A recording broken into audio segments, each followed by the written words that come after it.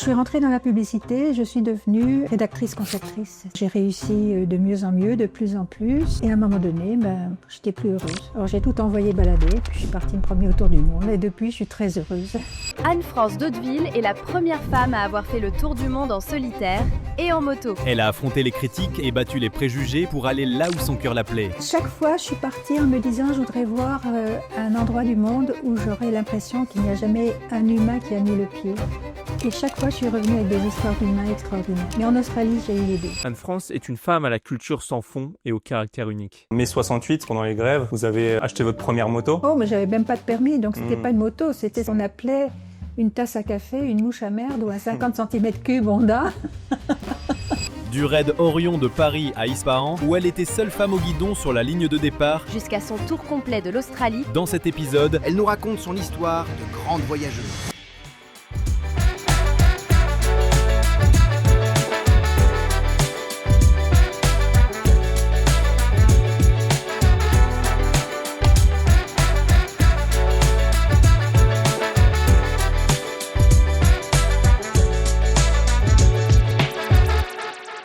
Anne-France, merci d'être sur notre podcast. Merci de nous accueillir aussi chez vous. D'habitude, on est plus basé à Brisbane. Michael fait les podcasts. Là, aujourd'hui, ça va être moi qui va les faire. Donc, merci d'être ici. Je vais vous laisser vous présenter pour ceux qui ne vous connaissent pas encore. Anne-France d'Hauteville sans apostrophe.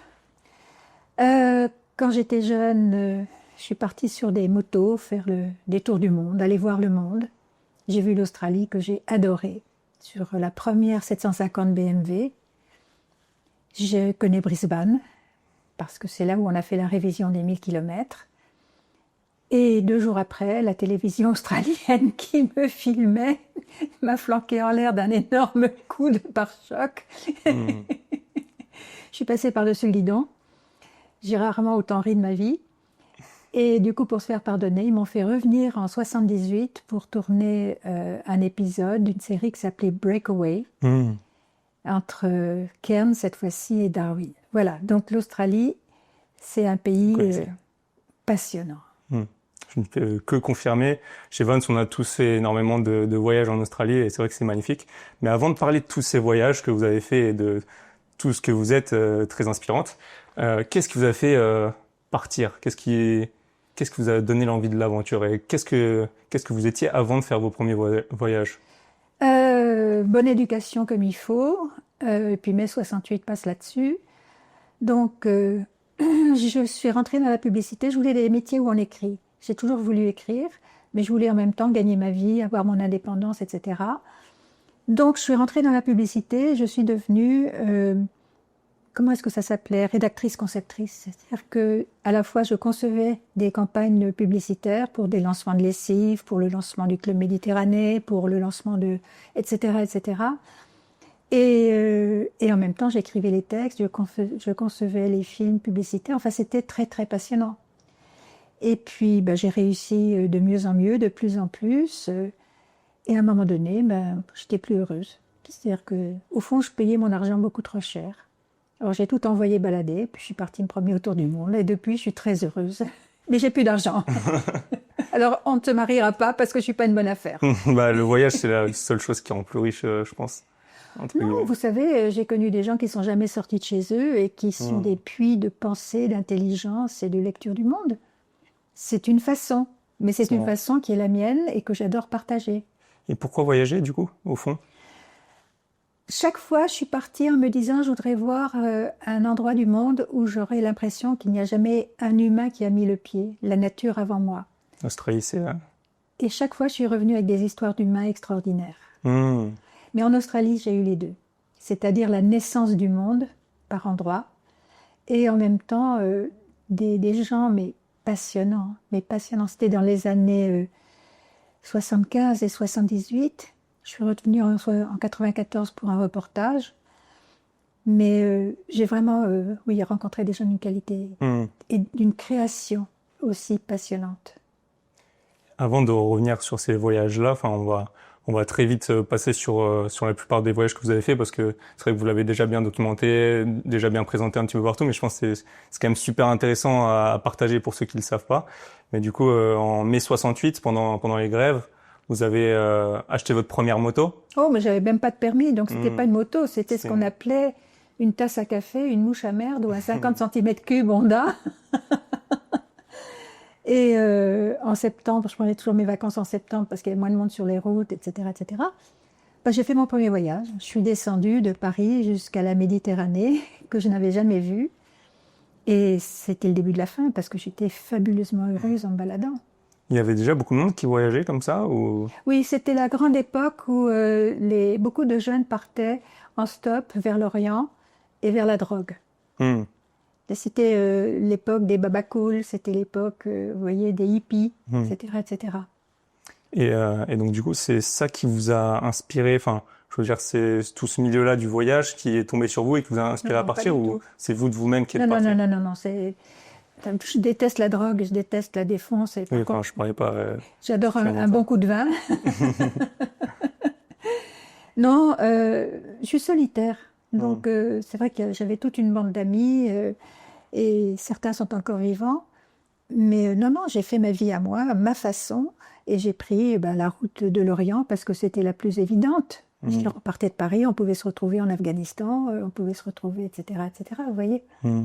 Donc, C'est vrai, parce qu'aujourd'hui, par exemple, je pense qu'on a plus... Enfin, les gens de mon âge et les gens aussi un petit peu plus âgés ont accès aux réseaux sociaux, à beaucoup d'inspiration, à de nombreuses ressources qui montrent comment voyager, comment aller à l'autre bout du monde. Et c'est vrai que peut-être qu'à l'époque, c'était un petit peu moins le cas. Mais il y a quand même des barrières, il y a quand même des gens qui ont peur de partir. Est-ce que vous avez des choses à leur dire non, parce que s'ils ont peur de partir, c'est qu'ils sont pas faits pour ça. Moi, je fais des choses que les autres ne peuvent pas faire. Ils font des choses que je peux pas faire. Il faut apprendre à additionner les différences. Chacun suit son chemin. Oui, on suit son chemin. Et ce qui est intéressant, quand on a été voir la différence extrême que peut représenter le gouffre qui me sépare, par exemple, d'une femme kurde qui a 8 enfants et qui est la 3e épouse de son mari. Et en même temps, quand on se retrouve au hammam et qu'on commence à discuter avec 3 mots et avec des gestes, on a des choses qui sont en écho profondément en nous. Vous êtes toujours allé vers les autres Mais ça se fait de naturellement nature. Vous mettez une fille toute seule sur une moto, encore maintenant. Je suis en contact avec plein de filles, comme Mélusine Malander, comme, je sais pas, plein de nanas qui font des voyages extraordinaires seules. Elles partent plutôt à 2 ou 3 ou en groupe. Mais quand on se parle de la même chose, alors que 60 ans nous séparent. Non, allez, 50.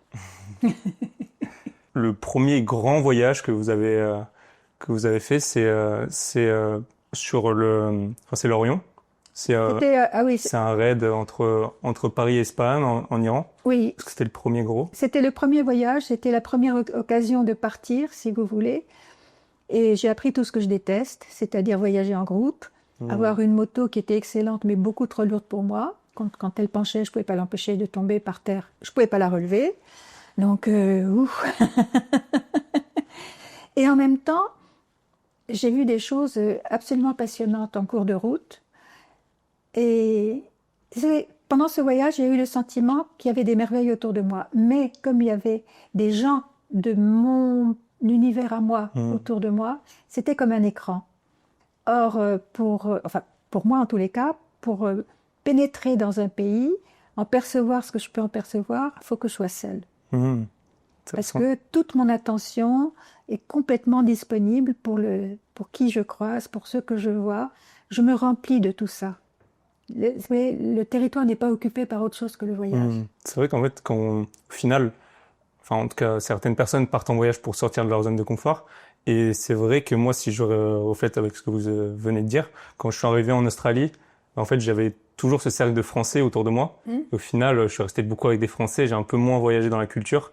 Et c'est vrai qu'au final, il faudrait partir seul pour essayer de découvrir tout ça un peu plus. C'est autre chose. Quand j'étais en Australie, c'est là où j'ai vraiment eu cette sensation d'être par endroits à la naissance du monde. Où, vous savez, les aborigènes créaient le monde avec des chants, avec des rites. Et toute leur spiritualité est absolument magnifique. Elle a été détruite par l'invasion des Blancs qui ont empêché les jeunes d'être initiés par les anciens en séparant les groupes. Alors qu'aux États-Unis, les jeunes un lien, on peut revenir dans les groupes et être initié à cette spiritualité qui est souvent en écho avec celle des aborigènes. Mais cette naissance du monde, je l'ai vraiment ressentie en Australie. Il y a un endroit qui s'appelle Occupites, à côté d'Alice Springs, en allant vers Glen Helen Gorge. Et quand je suis arrivée c'était tellement paisible, c'était tellement merveilleux, je me suis dit, mais si je pouvais choisir l'endroit où je peux mourir, ça serait Occupites. Bon, ça sera peut-être plutôt en Seine-et-Marne. Ouais, c'est sûr que... C'est moins romantique, mais il y a l'eau courante. Mais c'est sûr que cette notion de rencontrer les cultures locales, est-ce que vous aviez déjà comment est-ce que ça fonctionnait? Est-ce que vous aviez des itinéraires préfaits? Est-ce que vous faisiez au jour le jour? En Australie, par exemple, au jour le jour, on n'a pas beaucoup d'alternatives. Il n'y a pas tellement de routes. Surtout à l'époque, je me dis, c'est formidable. On y reviendra plus tard, mais déjà moi j'ai fait d'Alice Springs à Darwin, donc dans le centre rouge. Et c'est vrai que, si on veut s'arrêter à un endroit, c'est soit au milieu du bush, soit dans un hostel qui est défini et on a tous les 300 km sur la route. Moi, je partais avec une carte. C'était des cartes en papier que je mettais. Ouais. J'ai la vache là-haut. C'est la vache, c'est la sacoche de réservoir avec une espèce de poche sur le dessus, transparente. Donc, on mettait la carte là-dedans et puis je regardais ce que je pouvais faire dans la journée. Parce qu'il y a à la fois les endroits où je peux m'arrêter, où je peux reprendre de l'essence, etc., mais aussi la fatigue. Donc, il ne faut pas que je fasse trop de kilomètres dans la journée parce qu'il faut durer, vous voyez. Et comment est-ce que vous dormiez? Alors, je campais. En Australie, j'ai énormément campé. D'abord parce que j'ai voyagé sans beaucoup d'argent. Vous savez, je partais avec pas grand-chose. Je suis très bourgeoisement fauchée. Et je campais dans les campings ou bien à côté des stations-service. Mais ce qu'on faisait en Afghanistan aussi, vous savez, il y a plein de pays où on peut camper comme ça à côté d'un lieu où on est protégé. Puis il y a plein de pays où il ne faut pas dormir dehors, comme l'Afghanistan. Ouais. Parce que autant on était en sécurité le jour, autant la nuit il y avait des bandes armées qui tiraient d'abord et ensuite auraient été désolés d'avoir tué une femme. D'ailleurs, cette notion de danger, comment est-ce que vous l'abordiez? Je suppose que votre cercle autour de vous, vos parents, votre famille, est-ce qu'ils étaient inquiets tout le temps que vous partiez dans ce genre de région? Je suppose. Est-ce que vous en parliez avec eux? Non, j'étais un peu une erreur de leur éducation.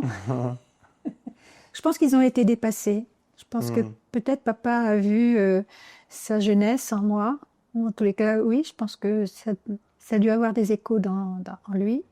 Mais c'était des gens du 19e siècle. Moi, je suis née en 44, vous savez. 19e siècle, il s'est arrêté en mai 68, pas avant.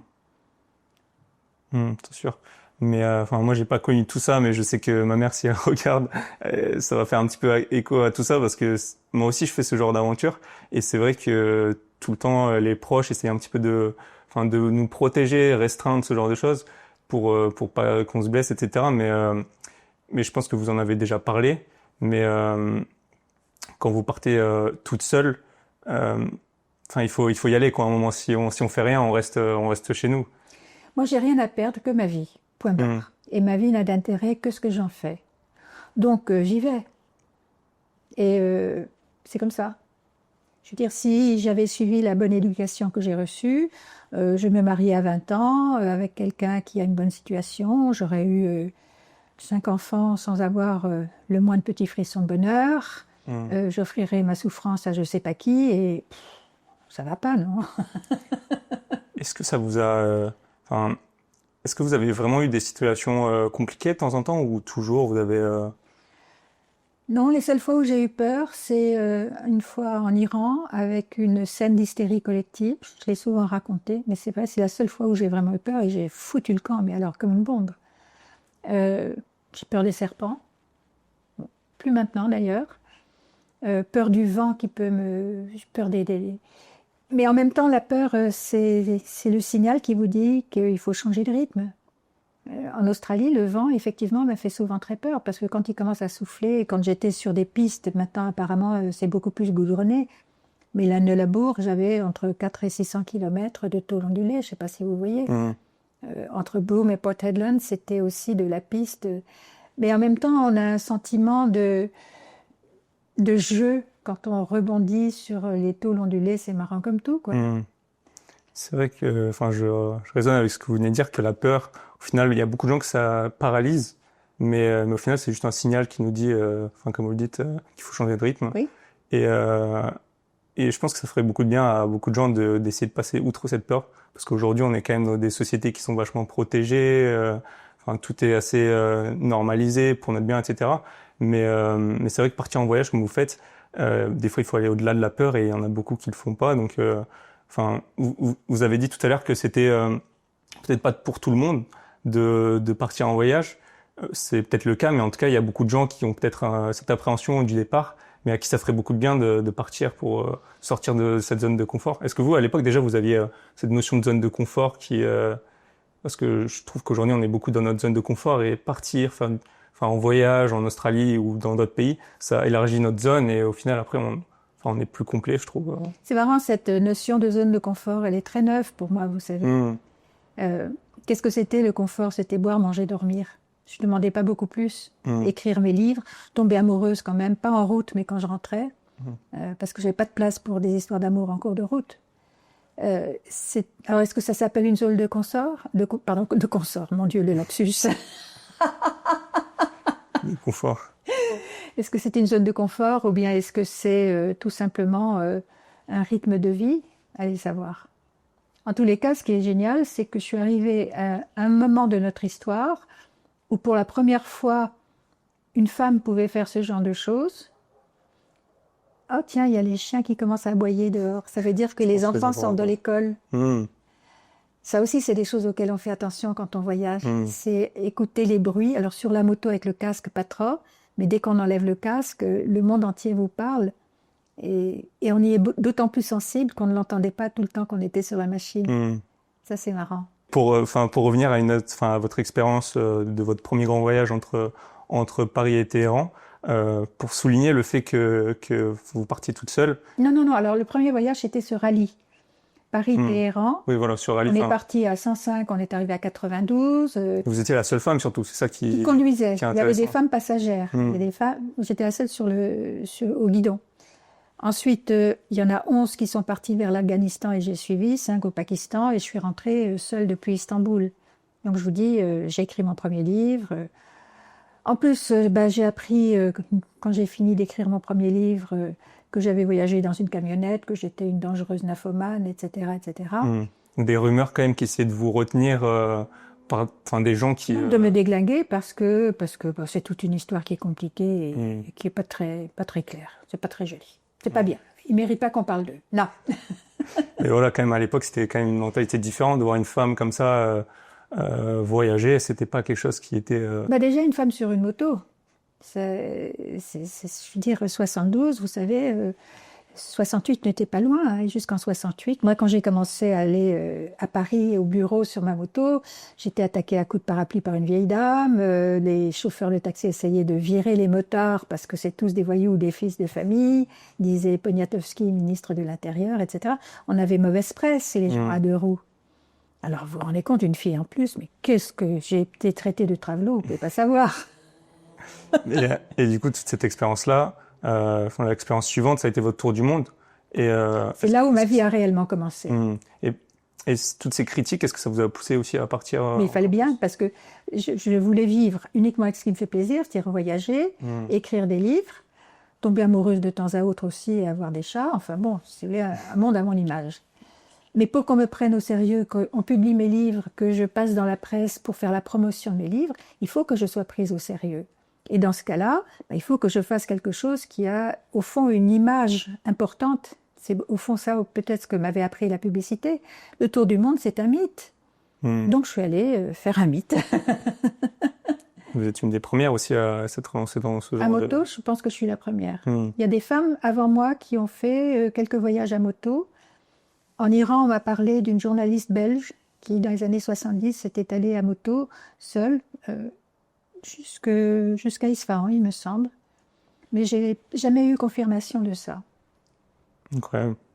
Par contre, j'ai découvert il n'y a pas si longtemps que dans les années 30, il y a une femme noire, donc avant que les Noirs n'aient leur place dans le monde des Blancs, qui est descendue toute seule sur une moto depuis San Francisco jusqu'en Floride. Vous imaginez ça? Formidable. C'est extraordinaire. Si j'avais et le temps et les informations, j'adorerais écrire son histoire. Et peut-être elle est toujours en vie ou Ben, dans les années 30, elle aurait du mal à rester compliqué, vivante. ça hein. fait combien? Ça fait On est en 26, ça vous voyez? moi, ma grand-mère, elle a 103 ans, elle est toujours là. Hein. C'est vrai? Donc, peut-être, hein, pourquoi pas. Mais pour revenir du coup à un autre sujet, j'ai noté une citation que vous avez dite ou écrite, je ne sais plus, mais vous avez dit « J'ai vu la brutalité du monde et j'ai vu la beauté du monde ». Comment pour vous ça coexiste ces deux notions? C'est l'histoire des humains, c'est l'histoire de la nature. Je veux dire, la nature ne vit qu'au prix de la mort. Est-ce qu'au fur et à mesure de votre carrière, est-ce que vous avez vu des choses évoluer à ce niveau-là ou... J'en sais rien, on est actuellement dans un moment où on reparle de guerre, où on va sortir des gens du Précambrien, avoir des lectures du monde et des lectures de ce qu'il faut faire du monde qui sont absolument ahurissantes pour nous. C'est dans l'ordre des choses. Qu'est-ce qui va se passer? J'en sais rien. La Terre entre en combustion dans 4 milliards d'années. Donc toute chose créée est faite pour être flinguée un jour. Ma vie, elle va s'arrêter. J'ai 81 ans. Je suis ravie d'être encore vivante. J'ai eu beaucoup de chance d'être encore vivante parce que j'ai pris beaucoup de gamelles à moto et je mange ma nourriture et je dors avec le chat. Donc c'est pas prudent. Mais je sais que je vais y passer. Donc tout ce qui existe, ça fluctue. Et l'univers lui-même va rentrer en compression, va revenir sur lui-même, sur rien. Ou la racine de quelque chose, je ne sais pas, dans 14 milliards d'années, je crois, 14 milliards 500 millions d'années, il me semble. C'est sûr que c'est un truc qui n'est pas encore très défini, mais en tout cas, c'est sûr que la Terre, dans 4 milliards d'années... Donc ça veut dire que toute chose est faite pour se recycler, se réinventer ou disparaître, je ne sais pas. Il y a une dimension, peut-être qu'il faut passer à la spiritualité pour entrer dans cet ordre des choses. Mais est-ce que vous êtes optimiste quand même? Est-ce que vous pensez que, enfin en tout cas à court terme, est-ce que le voyage aide peut-être à se rassembler? Enfin, vous avez beaucoup écrit sur le fait de rencontrer les autres. Je pense que, enfin, en tout cas, moi, de ce que j'ai pu voir, c'est que ça nous réunit quand même, le voyage. Enfin, Bien entendu. Quelque chose de fort. Mais parce que nous avons l'esprit ouvert à ça. Mais les grands conquérants étaient des grands voyageurs. Et ils sont allés détruire des villes, détruire des peuples pour aller voir quoi? Je sais pas. C'était autre chose. J'ai pas de réponse à ces choses-là, vous voyez. Tout ce qu'on peut faire, c'est combattre le racisme, qui est la condamnation de l'autre parce qu'il est différent. Et c'est vrai que notre société, à partir de 68, a fait rentrer la différence dans son fonctionnement. Et ça, c'était un extraordinaire progrès. Mais quand vous voyez que on flingue quelqu'un parce que ses racines sont dans un peuple qui est en combat avec un autre peuple, alors que celui ne fait pas la guerre, qu'est-ce que vous voulez dire? Qu'est-ce que vous voulez dire? C'est vrai que ça a toujours été comme ça, mais... Tout ce qu'on peut faire, c'est essayer de faire avancer à notre toute petite dimension, le regard qu'on croit juste pour l'instant sur les autres. Vous avez aussi beaucoup contribué à ça avec vos livres, etc. J'essaye, mais je ne suis pas militante en même temps. J'essaie de raconter ce que j'ai vécu, de le partager, mais ce que en font les autres, je suis absolument incapable de le... Puis je ne suis pas là pour donner des leçons. Surtout pas. Les donneurs de leçons... En plus, je suis d'une famille protestante, qu'est-ce qu'on a fini sur le bûcher pour nous remarquer? Ça chauffait les villages. Ouais. J'ai une petite structure dans ce podcast, du coup je vais retourner sur l'Australie, un autre sujet différent.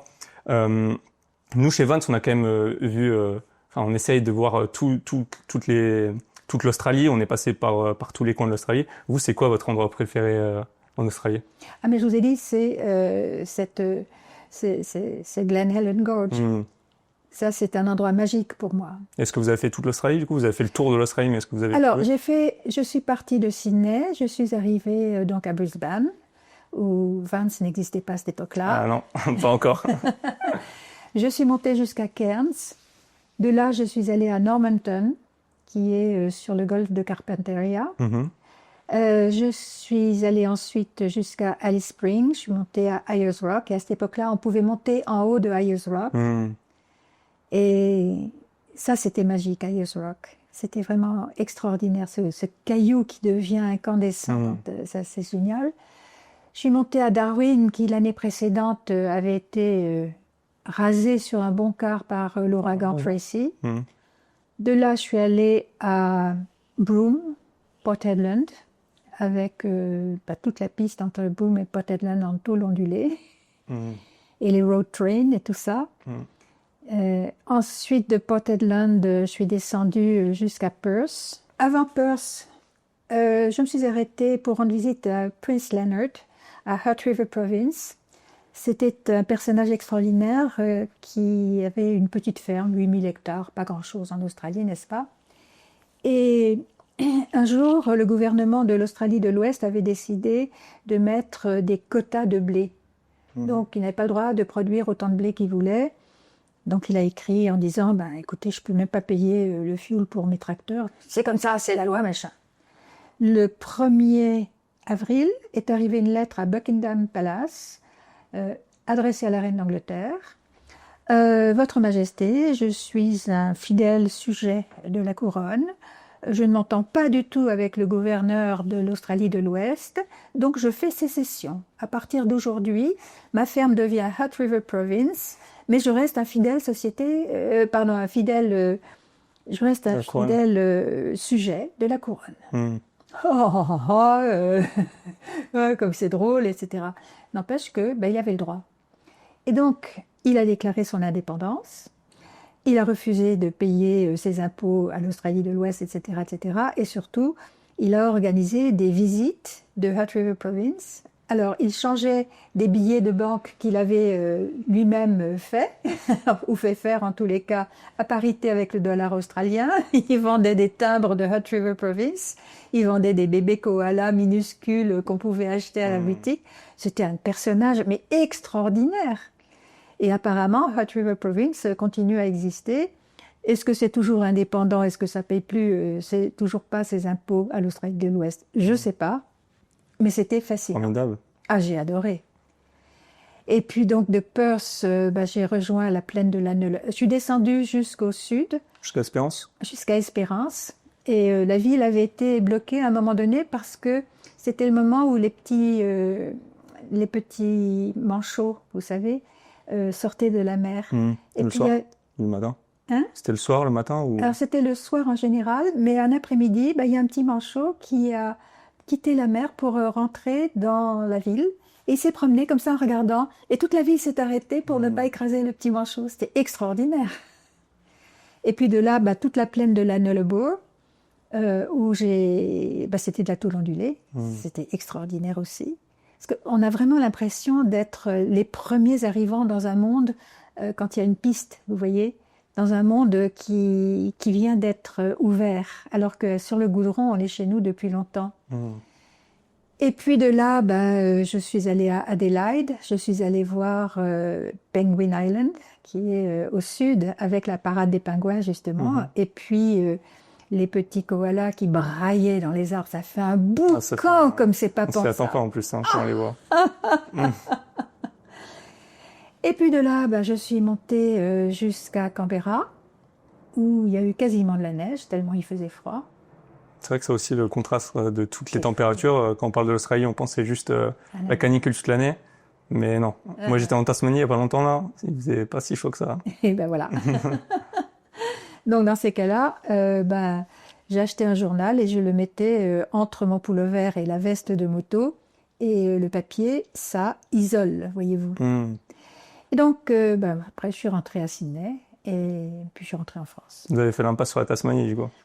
Oui, parce que ça, je voyageais à mes frais. Ce qui se passait, c'est que les compagnies d'aviation, sur le budget de publicité, me passaient un billet d'avion, aller-retour. Sur la route, je payais tous mes frais. Les marques de moto me prêtaient une moto, mais je la rendais à l'arrivée. Donc, elle m'était prêtée par... c'était la première 750 BMW. Et elle m'a été prêtée par l'importateur qui était à Sydney. Moi, ce que je trouve fou avec l'Australie, et je sais pas, enfin, vous y êtes allé qu'une seule fois, du coup, en Australie? Non, 3 fois. 3 fois. Vous y êtes retourné après? Je suis retournée Ah oui, pour le en 78, donc pour tourner Breakaway. Et j'y suis retournée en 94 pour donc ces reportages à Darwin, autant que je me souvienne, à Alice Springs, et aussi à Kalgoorlie et Coolgardie, qui sont les villes de l'or et les villes de l'opale. Et ce que j'ai adoré en Australie, c'est d'abord toute cette dimension du plaisir de vivre. Maman était alsacienne, j'ai bu le meilleur Riesling de ma vie à Alice Springs.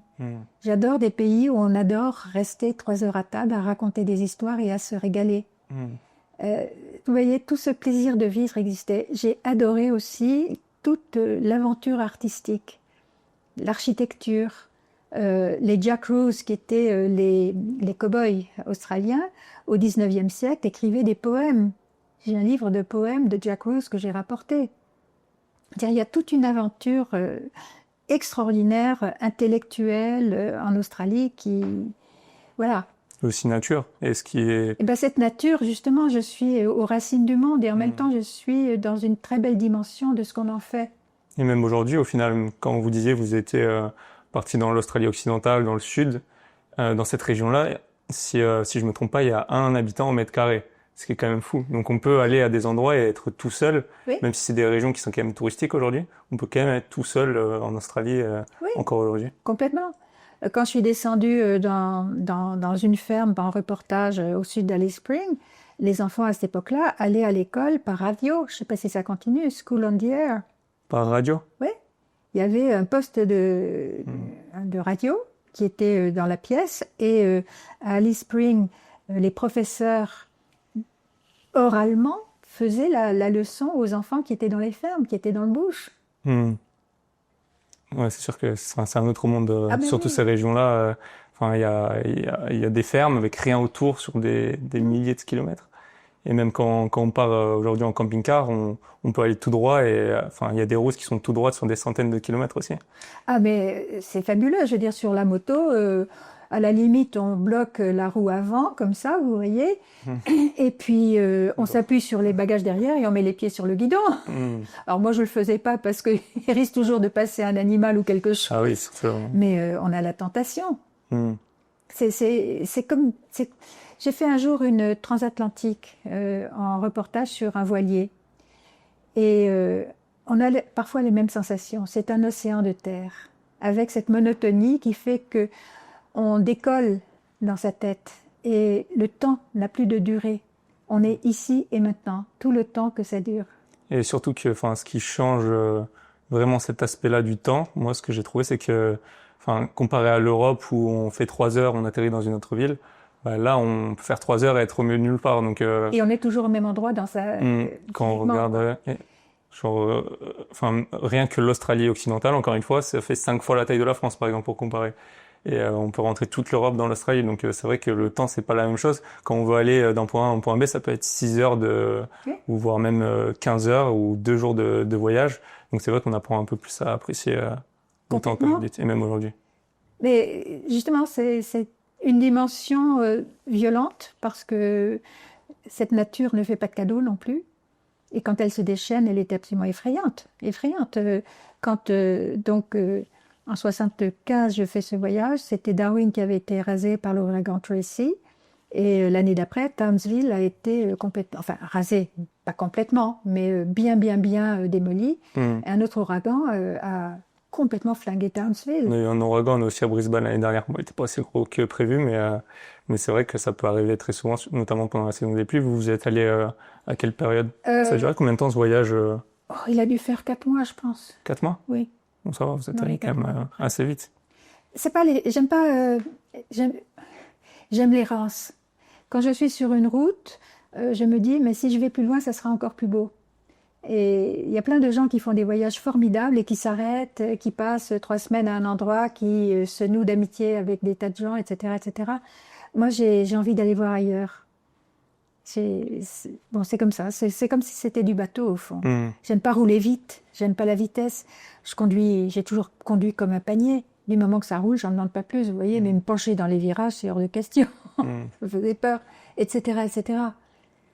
Et bon, pour repasser un petit peu à un autre sujet, est-ce que vous avez toujours voyagé en moto?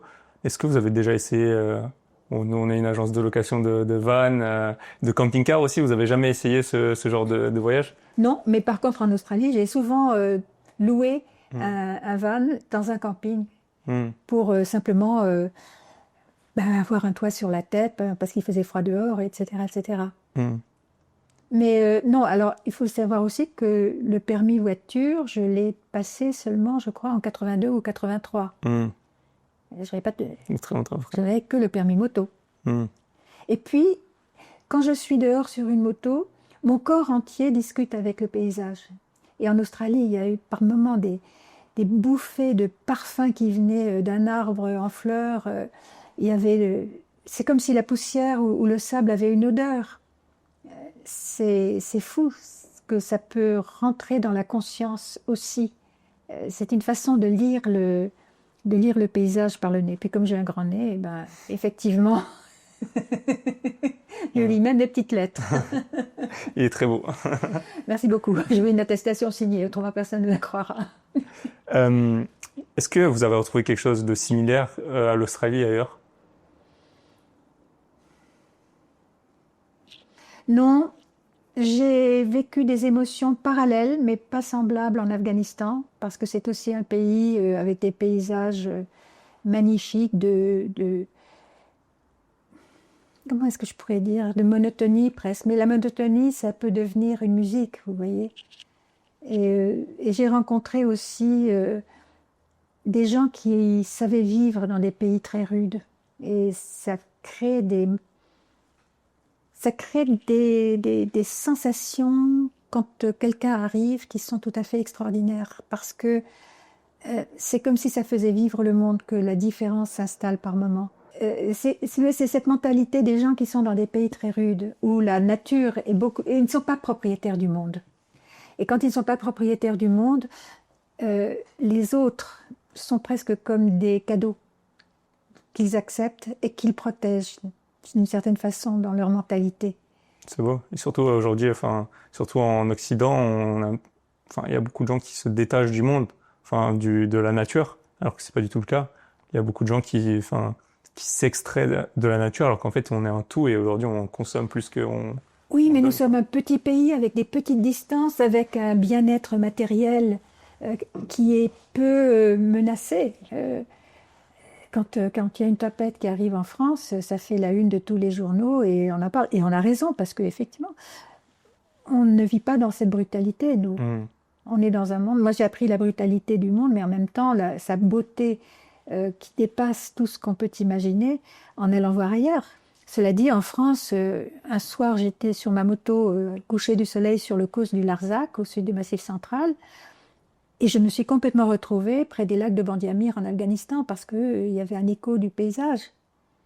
Nous avons finalement, nous en France, une diversité de paysages qui font que c'est comme si c'était un résumé de tout ce que j'ai vu autour du monde. Vous voyez, Occupites, par exemple, bon, ça n'existe pas de cette façon-là en France, mais il y a des paysages de Massif central avec des couleurs de roches qui sont incroyables, dans les Pyrénées aussi.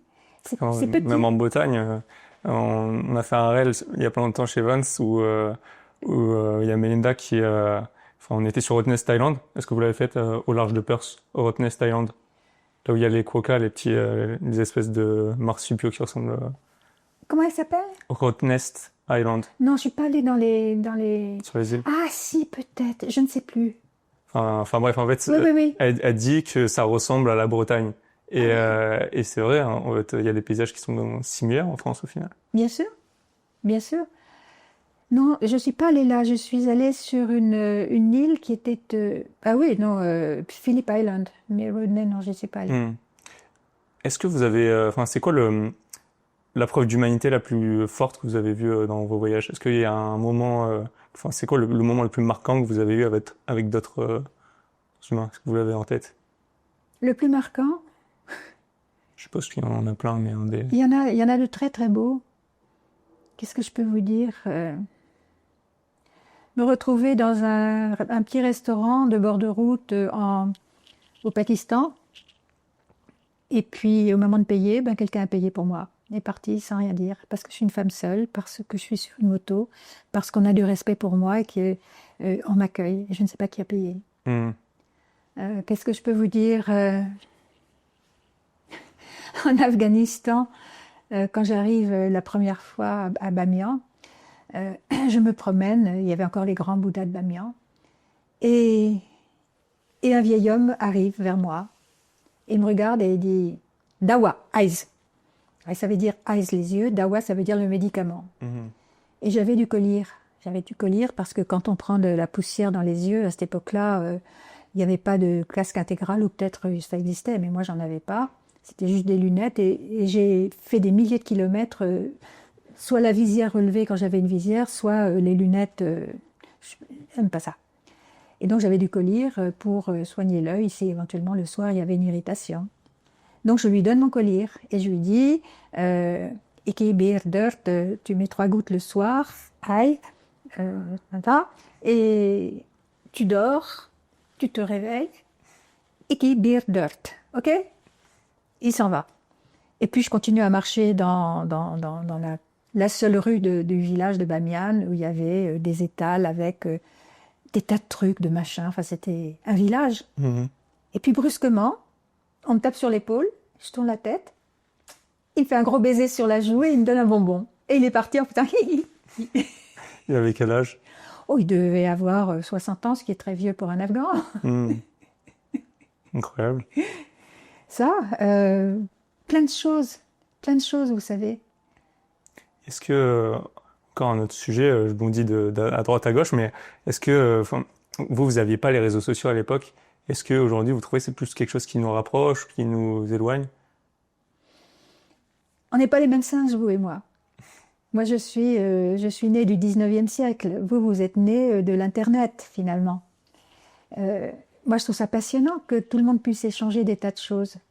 En même temps, on est dans un moment de notre civilisation, une de ces crises où on sort de plus en plus le corps de son fonctionnement et où finalement on prend les images pour réalité. Elles sont des expressions d'une réalité, mais la réalité, elle est là. C'est quand on est ensemble. Ça me fascine dans ce qui se passe, vous voyez? C'est-à-dire? C'est-à-dire que on a des amis sur Internet. Oui, on discute avec les gens, c'est sûr, et c'est certainement très charmant. Mais en même temps, si on n'est pas les uns en face des autres, si on ne sent pas l'odeur de l'autre, si on ne voit pas comment ils vous regardent quand on est à table ensemble, et il y a toute cette perception qui passe par les signaux du corps et parce qu'il se perçoit aussi par notre Wi-Fi personnel, au fond, qui nous branche d'un cerveau à l'autre, vous voyez. Ça me fascine. Mais on n'est pas pareil. Et tant mieux. Et tant mieux, autrement, c'est l'armée rouge, hein, on est tous en uniforme. Ouais, c'est vrai. Donc je trouve ça passionnant, moi. Depuis que mes livres de voyage sont ressortis, maintenant, c'était quand? C'était en 2017. Donc ça fait 9 ans. Je rencontre beaucoup de gens de votre génération. Et je trouve ça fascinant parce que vous êtes un autre monde. Vous faites un autre monde. Et en même temps, vous acceptez de me laisser une place dans votre monde parce que vous ne mettez pas à la poubelle ce que je raconte. Alors que ma génération l'aurait peut-être fait. De mettre à la poubelle ce que la génération d'avant... Peut-être que nous étions dans la génération, selon l'éducation que j'ai reçue, nous étions formatés pour être plus dans des certitudes. Avec moi, ça n'a pas marché. Donc ça m'a permis, justement, comme ça ne marchait pas, de faire autre chose de ma vie. Et est-ce qu'avec avec l'âge, est-ce que ça... Enfin, cette place du voyage, du coup, c'est un petit peu... vous voyagez moins aujourd'hui, mais est-ce que vous avez toujours... vous avez plus envie de voyager? Est-ce que c'est quelque chose que vous avez mis derrière vous ou... Bon, c'est le corps qui décide. J'ai fait de la moto jusqu'au 11 août 2012. Le 12 août 2012, je me suis fait rentrer dedans en bagnole.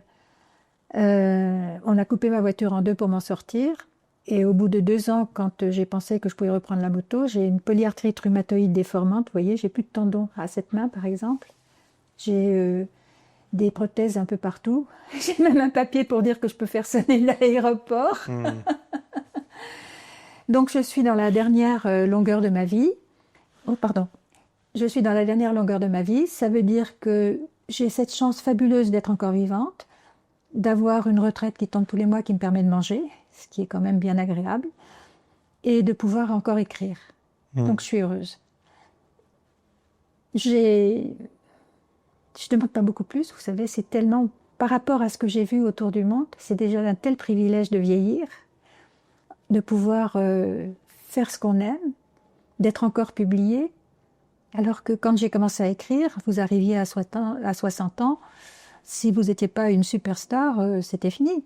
Moi, j'en ai 81 et on veut bien me prendre les manuscrits. C'est extraordinaire quand même. Est-ce que vous avez des conseils pour les jeunes qui ont envie de partir découvrir le monde? Non, parce que les motos ne sont plus les mêmes. Simplement, une chose, quand vous êtes dans un pays un peu vide, éventuellement encore un peu violent, ce qui existe, la nuit risque d'être dangereuse. En Afghanistan, j'étais en parfaite sécurité pendant la journée, si je me tenais bien. Donc il faut que les autres sentent que vous avez du respect pour eux, et à ce moment-là, ils accepteront vos erreurs. S'ils ne sentent pas que vous avez du respect pour eux, c'est foutu. Et donc, l'Afghanistan, la nuit, était terriblement dangereux. Il y avait des bandes armées qui passaient et qui tiraient d'abord, et qui en fait guettaient les camions qui éventuellement étaient assez fous pour rouler la nuit, pour piller. Par exemple, si vous allez en Amérique du Sud, ne mettez jamais votre montre ou des bagues. Moi, j'ai appris là-bas à mettre ma montre au bras droit, parce que le ratero, le voleur arrive, et puis il arrache. Donc si c'est pas au bon bras, ça va. Vous l'avez appris comme ça ou... On apprend, on regarde. Un voyageur m'avait dit, s'il n'y a pas de fenêtre à l'extérieur des maisons, ça veut dire que la nuit est dangereuse. On apprend très vite, vous savez. Et puis en même temps, c'était où? C'était dans un restaurant, je crois, en Turquie. Non, c'était le patron de l'hôtel Gök à Agre, en pays kurde, qui m'avait dit, quand je vois arriver une femme, je sais si elle vient pour la paix, pour le sexe ou pour la drogue. Ils sont pas cons. Ils sont pas cons. Tant qu'on vient vous voir avec curiosité, ça veut dire que vous allez pouvoir échanger quelque chose. Il ne faut pas demander plus. Quelquefois, nos façons de nous définir sont à l'opposé les unes des autres. Et moi, j'ai appris une chose. Dans mon éducation, la différence, c'était une séparation. Et au contraire, moi, j'ai appris à additionner les différences pour voir par où ça peut cliquer. Et il ne faut pas demander plus. S'il n'y a qu'un demi-clic, c'est déjà magique. C'est très beau. Merci pour... Un quart d'heure philosophique. Merci pour tout ça. Et je pense qu'on a déjà vu pas mal de sujets. Donc, juste avant de conclure, parce que là, on est déjà à bien 45 minutes, j'ai un petit jeu pour vous. Je vais dire 2 mots et c'est un vous préférez. Donc, vous me dites un des 2 mots, celui que vous préférez. Et si j'en aime aucun? Si vous en aimez aucun, vous devez choisir quand même. Non, si vous en aimez aucun, faites comme vous voulez. Je vous en propose un 3e. Voilà, très bien. Moto ou sac à dos? Moto! Se perdre ou arriver à l'heure? C'est pour moi ça. Se perdre. Voyager seul ou accompagné? Non, seul. Voilà, on avait déjà la réponse. Lever du soleil ou coucher du soleil? Lever du soleil, parce qu'être prise par la nuit en voyage, ça peut être dangereux. Un pays inconnu ou revenir là où on a aimé? Au pays inconnu. Photo souvenir ou souvenir sans photo? Photo souvenir parce que ça se vend et comme ça je peux manger et nourrir le chat. Partir sur un coup de tête ou partir quand on est prêt? Partir quand on est prêt. S'adapter ou résister? S'adapter. Voyager pour fuir ou voyager pour se trouver? Voyager pour se faire plaisir. Vivre en France ou vivre sur la route? Vivre en France. Road trip en France ou tour du monde? Les deux. Vous n'avez pas choisi là? Non. Et moto ou van aménagé? Maintenant que je ne peux plus faire de moto, ça serait le van aménagé. Ah voilà, on peut vous aider là-dessus en plus. Et puis en plus, comme vous m'avez apporté un gâteau et que vous travaillez pour vendre, je vais dire du bien de vendre, soyez. Ah, très bien, très bien. Parce qu'autrement, je sais que vous me repiqueriez les gâteaux et moi j'adore ça. Non. Ils sont Si, je connais votre génération, vous êtes tous pareils. Bon, Merci à vous de nous avoir donné votre temps pour ce podcast et de nous avoir accueillis chez vous. La nuit commence à tomber parce que je suis arrivé un petit peu en retard. Mais en tout cas, merci à vous et dans tous les cas, on mettra quelques-unes de vos ressources en description, vos livres, etc. Vous avez fait plein de choses et je pense que tout le monde gagnerait à aller voir certaines de ces choses-là. Donc voilà, merci à vous.